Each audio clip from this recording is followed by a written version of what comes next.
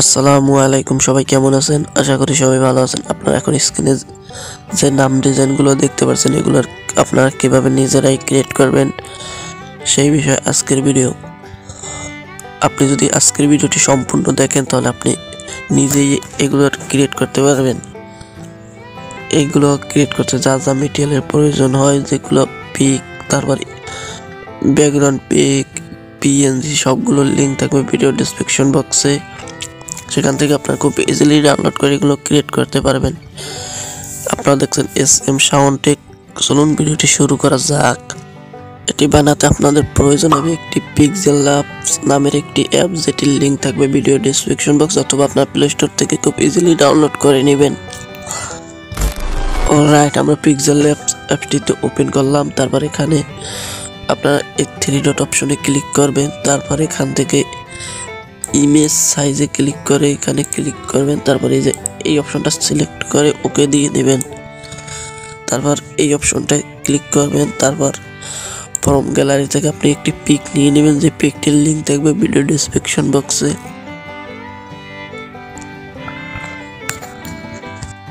পিকটির উপরে ক্লিক করে আবার এরকম একটি ইন্টারফেস শো করবে। তারপর এটা আপনারা একটু পজিশন মতন বসিয়ে নেবেন। তারপর এখানে টিক মার্কে ক্লিক করবেন। তারপর এখানে আপনাদের নামটি লিখে নেবেন। আপনারা যে নামে বানাবেন সেই নামটি এখান থেকে লিখে নেবেন। এখানে ধরুন আমি বানাবো, এখানে আমি আমার নামটি লিখে দিলাম। তারপর এখানে ডান, তারপর ওকে। আর ভিডিওটা আজকে একটু বড় হবে, আপনারা ভিডিওটি সম্পূর্ণ দেখবেন। তারপর এতে ক্লিক করবেন।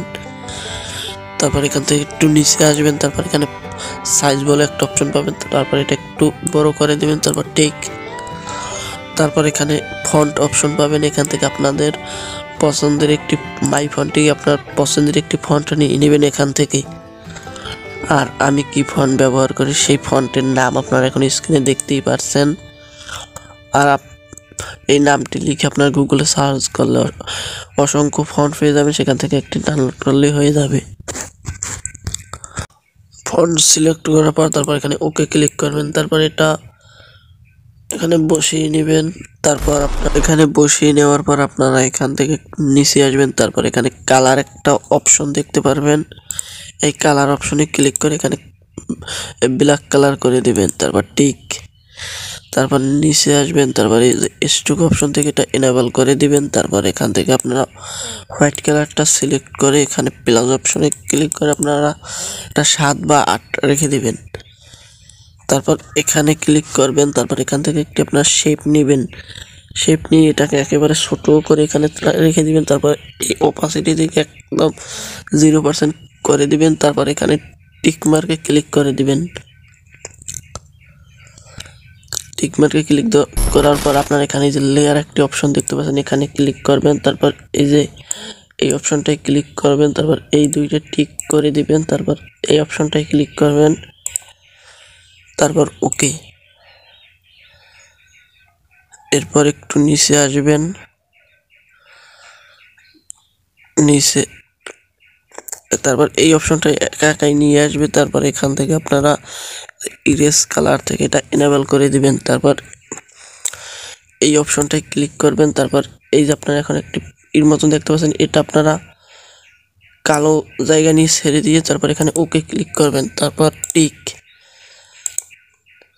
তারপর এখান থেকে আপনারা স্ট্রোকে ক্লিক করবেন। তারপর এটা এনেবল করে দিবেন। তারপর এটা রেড কালার নিয়ে নেবেন, অথবা আপনারা অন্য কোনো কালারও নিতে পারেন, যে কালারে আপনারা এটা বানাতে চান। তারপর এখানে টিক মার্কে ক্লিক করে এটা আপনারা 4 করে রাখবেন। তারপর টিক। তারপর এখানে শ্যাডো অপশন আছে, শ্যাডোতে ক্লিক করে এটা এনেবল করে দিবেন। তারপর এখানে রেড কালার দিয়ে দিবেন। তারপর এটা 25 করে দিবেন। তারপর টিক। তারপর একটু উপরে চলে আসবেন। তারপর রিলেটিভ পজিশন থেকে এই দুইটাকে অন একবার করে টাচ করবেন। তারপর এই নামটাকে আরেকবার কপি করবেন। তারপর রিলেটিভ পজিশন থেকে আবার 2 বের করে দিবেন। তাহলে লেয়ারটা একটু বড় হবে, মোটা হবে। তারপর এখান থেকে সেভ অপশনে ক্লিক করবেন, সেভ টু ইমেজ। তারপর এই অপশনটায় ক্লিক করে পিএনজি করে দিবেন, তারপর কাস্টম থেকে আলট্রা করে দিবেন, তারপর এই যে সেভ টু গ্যালারিতে ক্লিক করলে এটা সেভ হয়ে যাবে।